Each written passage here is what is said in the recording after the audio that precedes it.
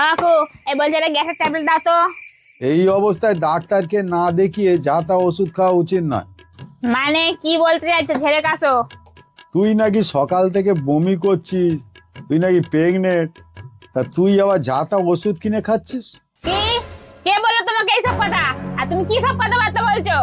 আরে ওই তো মালতীর দোকানে ছিল, গল্প করছিল তুই নাকি প্রেগনেন্ট, তা তুই আবার দোকান থেকে যা তা ওষুধ কিনে খাচ্ছিস? কি মালতী? পাড়া পাড়ায় এসব ছড়িয়েছে। এই দোকানদার, আমার ওইসব প্রসব কোনো ব্যাপার নেই। আমার গ্যাস হয়ে গেছে, বমি হচ্ছে, তাড়াতাড়ি গ্যাসের ওষুধ দে। মালতীকে আমি গিয়ে দেখছি, আমি পরে ওষুধ নিয়ে আসছি। মালতীকে একটা সাহায্য করবো। এই মালতীটাকে আমি ছাড়বো না, ভুল ভাল খবর রাখতে। এই মালতী, সকাল থেকে আমার গ্যাস হয়, বমি হচ্ছে, তুই সারা পাড়া ছড়িয়েছিস আমি প্রেগনেন্ট। এই দাঁড়া,